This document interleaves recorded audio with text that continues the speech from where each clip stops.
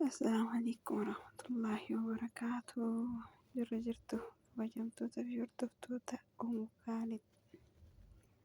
Ashamaa harka fuuni hundi keessaniyyuu akkamiin nagaa jirtanii? Jabaattanii alhamdulillah nagaa footi. Walitti dachaaniifa baga rabbiin nu dachaasee isiniin jenna. Akkasii akkami jirtan jabaattanii? Dhiifama nurraa ta'a isinirraa baduu kennaaf dhiifama guddaa isiniin jenna. Akkas jedhanii warri yuutuubarootaa kun yoo xiqqisho miidiyaa kanarraa dhabaman. Akkasii baga rabbiitti nu deebisee isiniin jedhaa. Deebinee jirraa. Wiilkaamtuu isiniin jedhe hundi keessaniyyuu. Ani haa dhufuu. Qaqqaaliiwwan teennaa jabaadhaa nu jajjabeessaa isiniin jedha. Laayik sheer gochuun hin dagatinaa. Sabiskiraayib gochuun hin dagatinaa. Warri addisii taatan maatii nuuf ta'a. Nu jajjabeessaa jenna. Akkasii baga jiraattanii ani haa jiraatu. Inuma jirra. Maaltu ta'aa jira laata bada uummata keenya? Ajandaan dhaabatuuti ajandaan tokko dhumutu tokkuma dhufaa subhaanallah. Yaa Rabbatti bara keenya kana bara nagaa nuu godhe. Bara keenya kana bara nagaa nuu godhe yaa Rabbi. Waa hedduutu jira. Waa hedduutu haasa'ama. Guddallee yoo lolu hunoo. Garuu hin beeku.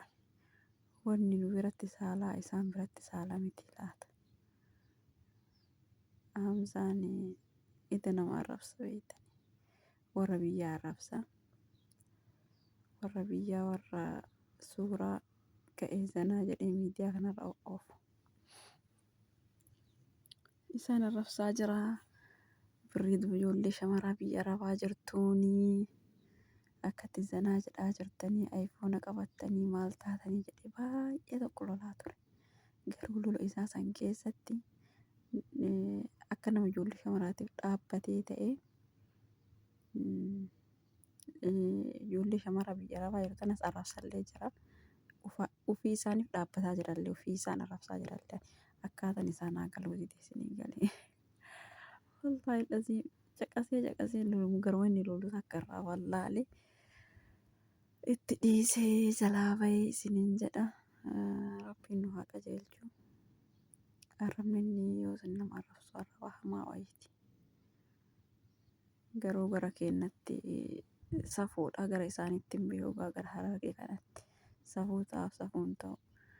Ashittiin immoo inni najaawa bira taa'etti kolfiti. Bira teetteetti kolfiti jechuu kooti. Subhaanallah. Waan zabana kana yaa Rabbi yoo nafsi hin jiraanne ganaa waa hedduu argaa jirra. Ganaa waa hedduu argaa jirra mootummaan biyyaa nu xamade. Warri miidiyaa kun nu xamade. Yaa Rabbii kiyyatti. Oromoon si qabu mannaa jette mijattiinu. Kaharabaan si qabu wayya jette. Waan Oromoon takka harkatti qabatte uummata maraachite kunoo dhukkee irraa kaasaa jirti. Hay uummata Oromoo. Hay warra ajandaa warra miidiyaa kana gubba. Hoy warra miidiyaa kana fayyadamu wallaahi Rabbi rahmata isinii haa godhu. Anumarraa okaase. Kun nama ol garagalchaa kun nama gaggaragalchaa. Waa meeqa argaa jirra yaa subhaanallah zabana saanaa kana. Waa hedduu argaa jirra. I don't know. Akkasii kun quufee miidiyaa kanarratti bahee miidiyaa kanarraa akkatti wal arrabsa. Kun immoo biyya keessa taa'ee rakkatee boo'ee gara seenu dhabee rakkataa jira uummanni jechuudha. Uummanni keenya baay'ee tokko rakkataa jira. Haalli jiru biyya keessaa baay'ee tokko ulfaataa jira obboleeyyan tiyya.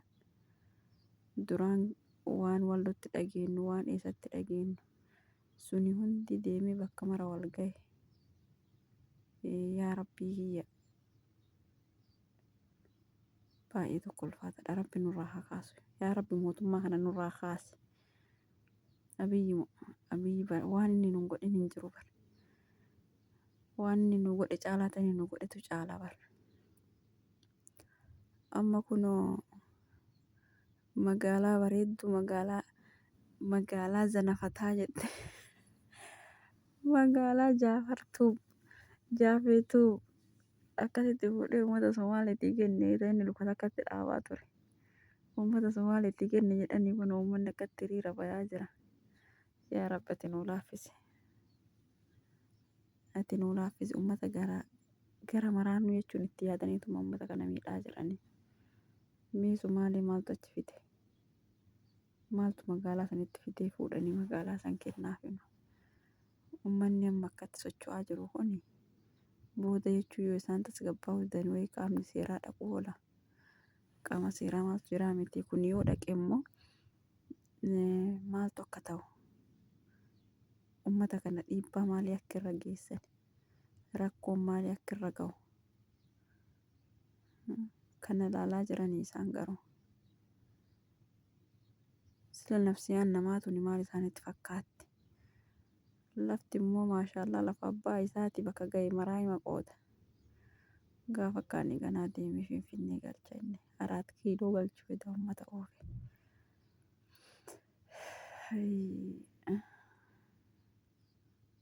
Ka lafaa qallaalii lafeen namaa dhumatte garuu sababuma lafaa kan akkatti lafeen namaa dhumatti himisa. Aangoo jedhanii uummata miskiina ilmoo xixiqqoo garaa ofitti nyaatteen dhuginta nyaatteen quufin kichuu kutaa jiranii. Nama hamaa kana Rabbi illee ni fudhatu bare. Azalli sitti hin dhuftu.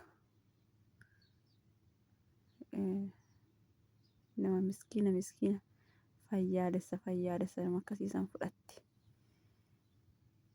Jibbe uummanni guutuun jibbe hojii isaa kana uummanni guutuun jibbe yoo warra sammuun qulfii taate malee akkam isaan ufaan. Yoo warra sammuun qulfii ka mataan isaanii hin dalayne taate malee namni isa deeggaru hin jiru amma. Maaliifuu haalli jiruu baay'ee ulfaate bayanii galuun ulfaate taqaban nyaatuun ulfaate midhaan callaa qixxee galfatan qixxee mootummaaf galchani. Eshi hiyyeessa kamii dalagata? Gibira mana gibira gabbaraa jedhanii 15 irra deemanii balbalaan irraa guuranii girgidda badhaabatu kanarra. Eshi yoo kan uummanni keenya maal ta'ame? Namni gibira 15 ji'aan qarshii 1000 gabbaruu dhiisa. Akkasumas gibirumaa miti kamana maal beekani? Isa san kennuu dhiisa waan garaa ofittuu nyaatu dhabee jira. Immoo amma dubbiin miliixee dhufte daasbooraan hundi marii goosisuu edaa yoo marii isaanii walgahii irratti hin argamin tun dubbii miliixee nu bira geette. Yaa Rabbi kiyyatti furmaata nuuf fidi wallaahi laziim haalli jiru baay'ee ulfaataa jira. Hiyyeessi biyya keessa wallaahi baay'ee tokko rakkataa jira baay'ee beelaa jira baay'ee dheebotaa jira. Ka kiraa manaa keessa galuu dadhabee jira. Yaa Rabbi kiyyatti amrii jabaatte kulli nuu laaffisi wallaahi hedduu tokko ulfaataadha haalli jiruu biyya keenya biyya maal qabnaa miti. Haalli jiruu biyyattii Itoophiyaa jedhamtu sanii baay'ee ulfaataa jira. Haga gaafa asii qabanii itti gannu galchaniitti biyya teenya jedhanii madhanu fi mataa kiyya. Baay'ee tokko sodaachisa. Garam akka deemaa jirtu wallaahi amma fa'a garam akka deemaa jirtu baay'ee tokko nama sodaachisa baay'ee tokko. Bakka akkaataan itti uummanni jiru katamaa keessa socho'uun hin jiru. Keessummaa karaa deemu ta'ee imaltuu ta'ee abbicha biyya keessa jechuun manooraa achii ta'e nama karaa deemu hunda qabanii hunu. Yoo qabanii kana 5,000 gaafatanii 10,000 gaafatanii 20 gaafatanii hiyyeessi karaa deemumee kana eessaa fuudha? Maal kafala? Tiraanspoortii karaa deemuu nu dhabee yoo galu kaan deemu haa qaban.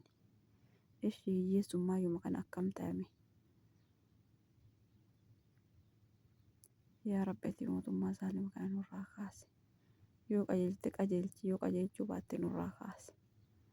Wallaahi laziim waan biraa waan jennu takka hin qabnu afaan beektaniin waan itti amantaniin hundi keessanuu du'aa Rabbii kadhaa isiniin jedha. Akkasii jabaadhaa galatooma ulfaadhaa.